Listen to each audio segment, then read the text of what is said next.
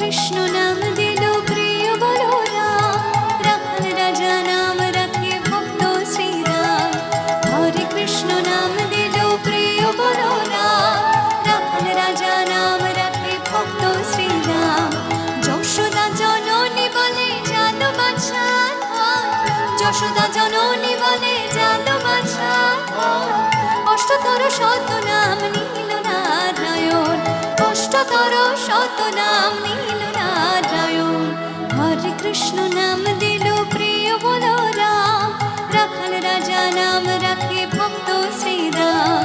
হরে কৃষ্ণ নাম দিল প্রিয় বলরাম,